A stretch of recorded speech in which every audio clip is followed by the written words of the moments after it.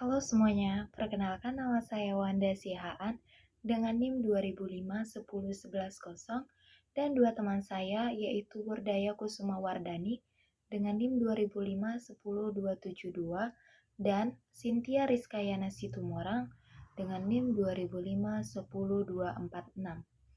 Kami adalah mahasiswa dari Universitas Mercubuana Yogyakarta, jurusan Ekonomi dengan Prodi Manajemen. Video kali ini kami akan membahas mengenai hasil diskusi kami, yaitu perusahaan perikanan Huta Ginjang Lontung Samosir dengan dosen pengampu Bapak Awan Sentosa SEMSI, mata kuliah penilaian bisnis. Langsung saja kita ke pembahasannya. Yang pertama yaitu deskripsi objek.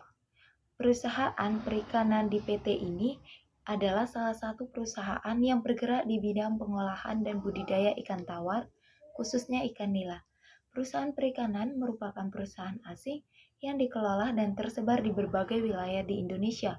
Salah satunya terletak di Huta Ginjang Lontung, Samosir, Sumatera Utara, yang berkantor pusat di Medan. Perusahaan perikanan memiliki karyawan yang cukup banyak dan mengutamakan putra daerah sebagai pekerja dalam perusahaan tersebut.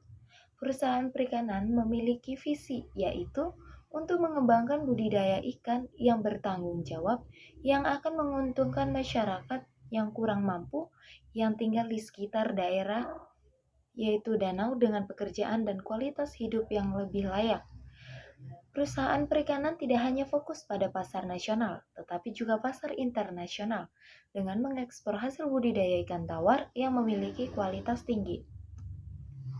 Perusahaan perikanan ini adalah salah satu perusahaan pangan yang terbesar di Indonesia yang kini menjadi bagian dari Regal Springs Group yang baru saja berganti kepemilikan.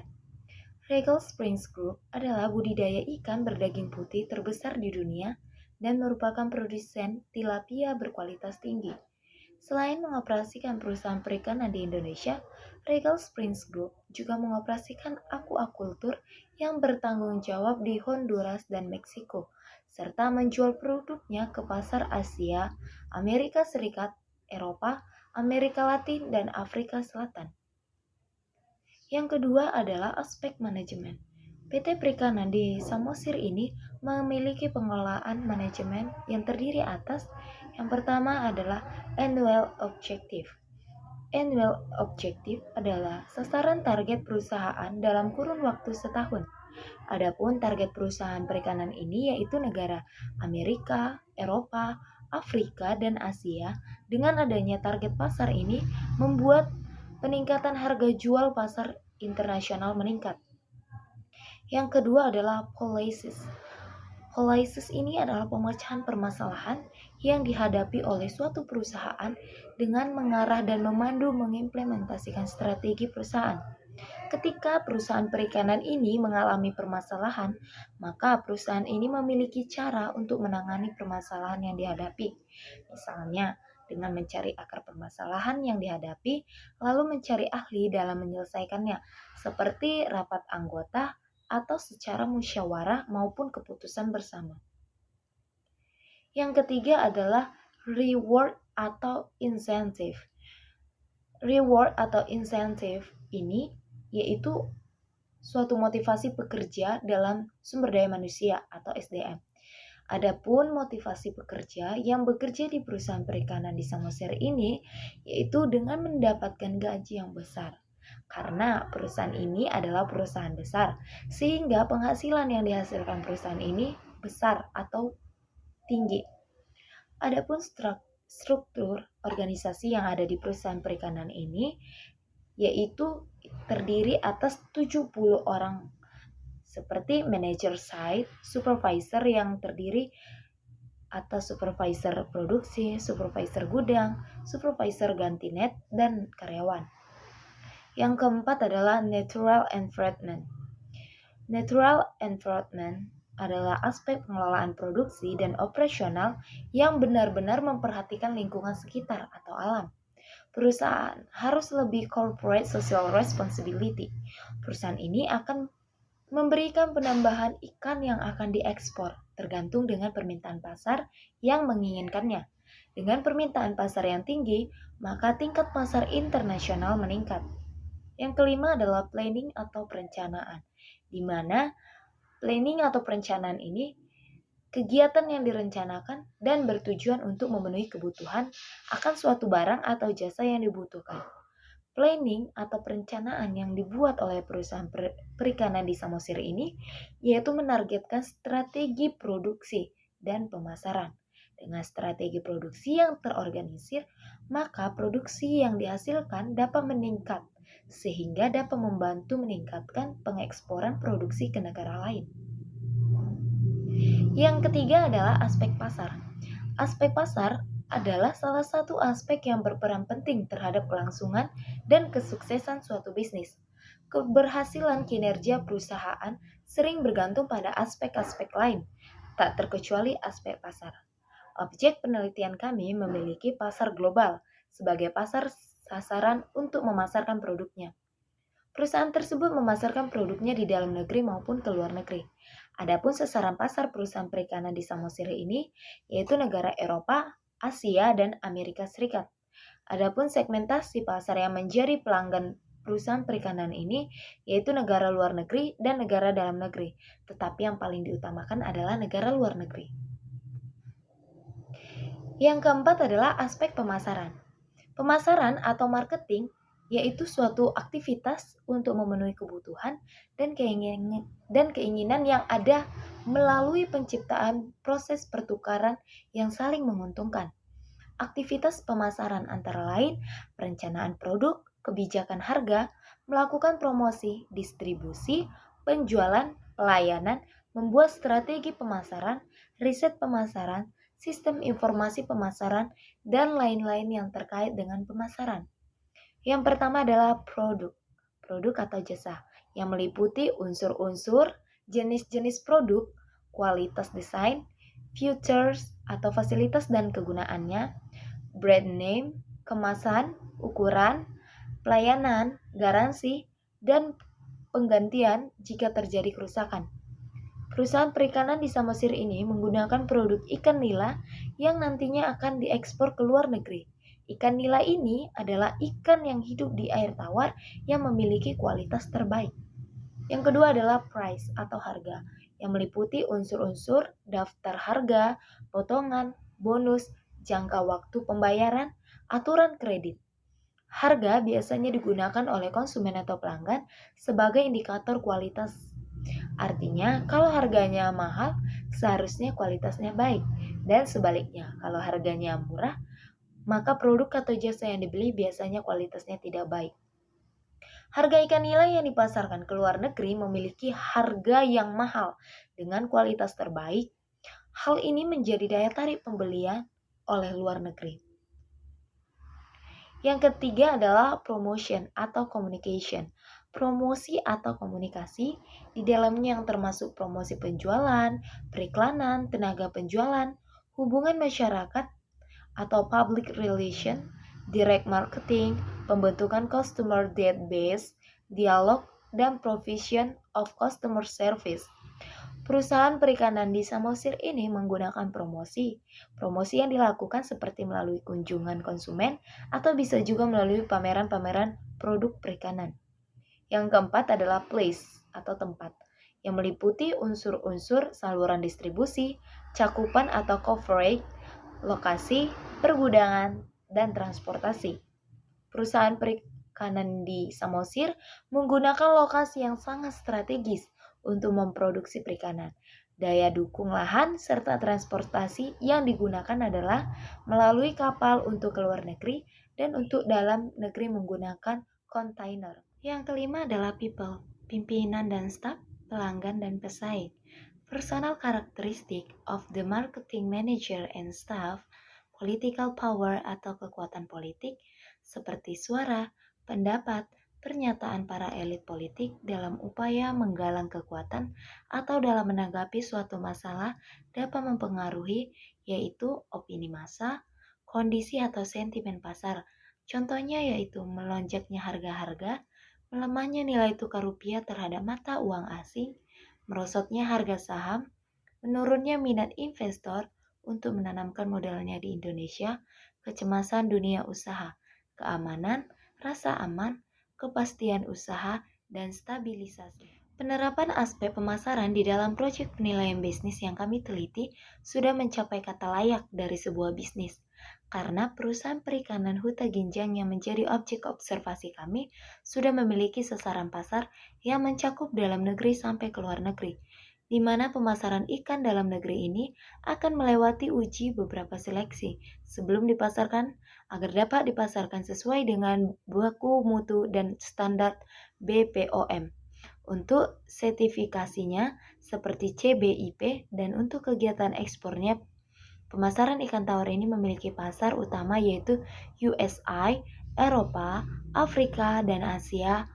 Dan untuk pengiriman ke luar negeri biasanya menggunakan sertifikasi seperti Global GAP dan ASC, sesuai dengan standar FDA. Pengirimannya biasanya menggunakan kapal, kontainer, ataupun melalui kapal laut. Untuk promosi, perusahaan selalu melakukan promosi. Promosi yang dilakukan seperti melalui kunjungan ke konsumen atau bisa juga melalui pameran-pameran produk perikanan. Aspek produksi. Perusahaan perikanan di Samosir sudah memiliki sertifikasi ISO atau SNI. Produksi yang dihasilkan oleh perusahaan perikanan di Samosir ini yaitu produksi perusahaan. Di samping itu, perusahaan perikanan di Samosir ini juga membangun usahanya dengan melihat pertimbangan lokasi perusahaan yang akan dibangun. Perusahaan perikanan di Samosir ini melihat lingkungan sekitar masyarakat dengan memberdayakan lingkungan masyarakat sesuai lokasi usaha serta daya dukung lahan yang sesuai. Perusahaan perikanan di Samosir ini menggunakan peralatan atau mesin yang sesuai dengan sistem produksi yang dibutuhkan. Ketersediaan bahan baku juga mendukung perusahaan ini untuk memproduksi usaha pemberdayaan perikanan. Kemudian untuk tata letak fasilitas seperti pembibitan, pembesaran, dan proses panen sangat mendukung untuk memproduksi perikanan ini dengan baik. Untuk alat transportasi perusahaan perikanan ini dengan menggunakan kapal laut untuk pengiriman ke luar negeri seperti USA, sedangkan untuk dalam negeri akan menggunakan kontainer tergantung ya. Aspek SDM. Perusahaan perikanan di Samosir memiliki struktur organisasi yang baik dalam proyek yang dijalankan. Struktur organisasi tersebut dipimpin oleh manajer site yang bertugas untuk memeriksa pekerjaan di lapangan secara merinci dan memiliki peran untuk memberikan instruksi di lapangan untuk supervisor yang sesuai dengan rencana kerja yang telah ditentukan. Di bawahnya terdapat supervisor yang bertugas dalam melakukan monitoring dan instruksi kerja, pengawasan terhadap staf dan karyawan, bertanggung jawab dalam pelaksanaan keselamatan dan kesehatan kerja di perusahaan, serta memastikan semua proses dan kegiatan usaha telah berjalan sesuai dengan peraturan dan standar operasional perusahaan yang ditetapkan. Lalu di bawahnya ada karyawan yang bertugas untuk melaksanakan tugas-tugas yang diberikan oleh atasan. Supervisor perusahaan tersebut terdiri dari 3 divisi, yaitu supervisor produksi, yang mana supervisor ini membawahi karyawan produksi, supervisor gudang yang membawahi karyawan gudang, dan supervisor ganti net yang membawahi karyawan ganti net. Karyawan tersebut sendiri berjumlah 70 orang. Untuk meningkatkan kualitas karyawan perusahaan tersebut juga mengadakan pengembangan karyawan melalui training. Training karyawan dilakukan sesuai dengan job masing-masing karyawan. Dengan adanya pengembangan SDM, diharapkan karyawan perusahaan tersebut akan mengalami peningkatan kualitas dan produktivitas.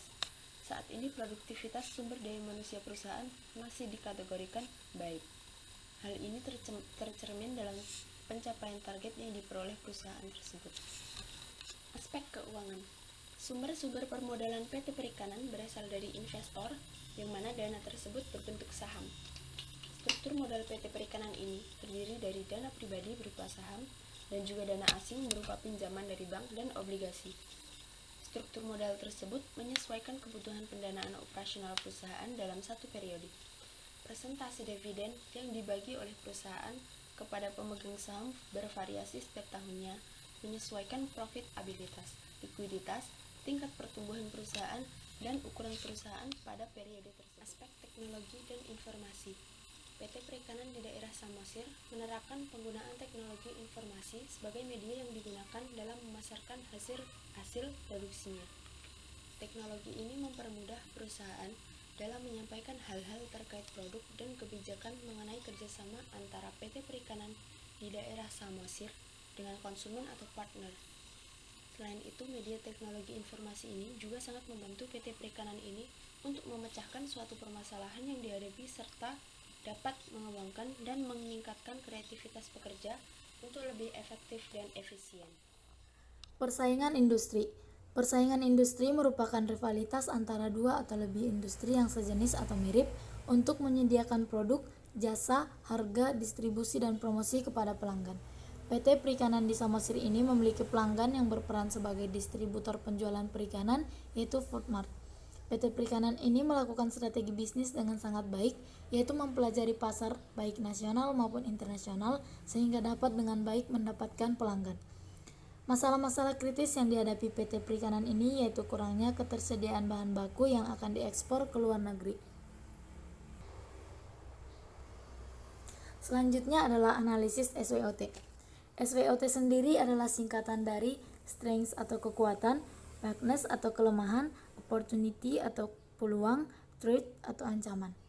Strengths atau kekuatan yang dimiliki oleh perusahaan perikanan ini yaitu 1. Kekuatan dari sumber daya manusia yang dimiliki oleh perusahaan yang memiliki skill dan pengetahuan. Yang kedua, perusahaan memiliki pelanggan yang tetap, modal dan aset yang berwujud. Yang ketiga, perusahaan masih mengembangkan fasilitas research and development yang mumpuni. Yang keempat, perusahaan memiliki berbagai sumber daya yang cukup kuat. Yang kelima, perusahaan berlokasi di tempat yang strategis. Dan yang keenam, perusahaan memiliki keuangan yang baik. Weakness atau kelemahan yang dimiliki oleh perusahaan yaitu kondisi alam menjadi penghambat perusahaan dalam meraih target yang telah ditentukan. Yang kedua, produksi perusahaan masih perlu untuk ditingkatkan kinerjanya agar tercapai target perusahaan. Yang ketiga, opportunity atau peluang yang dimiliki oleh perusahaan yaitu perkiraan dalam jangka panjang akan terjadi adanya pertumbuhan pasar. Terdapat kondisi tertentu yang dapat memberikan peluang lebih bagi perusahaan. Yang terakhir, threat atau ancaman yaitu 1. Perusahaan memiliki kompetitor perusahaan luar negeri yang bergerak di bidang yang sama di mana perusahaan tersebut juga memiliki performa yang kuat dari segala bidang. Yang kedua, kondisi alam, ketersediaan bahan pendukung produksi dan regulasi dari pemerintah juga menjadi ancaman bagi perusahaan. Yang ketiga, terdapat kenaikan biaya bahan baku yang digunakan perusahaan. Yang keempat, perubahan regulasi oleh pemerintah yang membuat perusahaan harus beradaptasi dengan regulasi tersebut. Yang kelima, perubahan daya beli konsumen terhadap produk perusahaan. Selanjutnya, ada faktor risiko usaha dan penanggulangannya. Faktor-faktor yang mempengaruhi risiko dalam PT Perikanan di Samosir ini yaitu 1. Risiko keterbatasan sumber daya alam. Yang kedua, risiko yang tidak disengaja seperti pencurian dan penggelapan, dan perusahaan dapat mengatasinya dengan cara meningkatkan keamanan dan membawa masalah tersebut ke pihak yang berwajib. Dan kepada yang melakukan penggelapan akan diberikan sanksi berupa pemecatan oleh perusahaan. Yang ketiga, risiko fundamental seperti angin topan atau ombak besar yang pernah terjadi, sehingga perusahaan ini dapat mengatasinya dengan cara melakukan konstruksi lokasi produksi dengan kuat dan perbaikan supaya tidak terjadi hal yang seperti dijelaskan. Yang keempat, yaitu risiko khusus seperti kapal tenggelam, sehingga perusahaan mengambil cara untuk mengatasinya dengan melakukan perbaikan konstruksi kapal supaya kapal tidak dengan mudah tenggelam. Yang kelima, risiko dinamis seperti kesalahan kerja, dan cara untuk mengatasi hal tersebut yaitu dengan cara memberikan training bagi karyawan. Dan yang terakhir adalah poin-poin perencanaan bisnis yang relevan berdasarkan proyek penilaian bisnis kami yaitu PT Perikanan Huta Ginjang. 1. Yaitu nilai-nilai utama perusahaan. Integrasi kejujuran, rasa memiliki, saling menghormati, dan bertanggung jawab dalam melakukan pekerjaan. Yang kedua yaitu company overview. Perusahaan terbentuk karena hobi dari budidaya ikan sehingga menciptakan ide bisnis yang cemerlang dengan visi perusahaan yaitu menghasilkan ikan nila terbaik di dunia serta melindungi masyarakat dan menjaga lingkungan. Dan yang menjadi penggerak utama perusahaan ini adalah masyarakat sekitar dan pemilik modal. Dan lokasi yang paling efektif untuk mengembangkan perusahaan ini adalah di danau, seperti di Danau Toba dan Waduk. Yang ketiga, market analysis. Target utama pemasaran ikan nila ini adalah pasar luar negeri. Saat ini kondisi pasar sangat menjanjikan dikarenakan tingkat permintaan pasar tinggi, sehingga perusahaan terus menjaga kualitas produknya agar tidak terjadi penurunan permintaan pasar yang dapat merugikan perusahaan. Dan yang keempat yaitu marketing and sales plan. Salah satu cara perusahaan dalam memperkenalkan atau memasarkan produk mereka yaitu melalui sales marketing, iklan ataupun media website yang akan memudahkan mereka dalam memulai hubungan baik dengan para konsumen. Baiklah teman-teman, demikian presentasi dari kelompok kami. Terima kasih.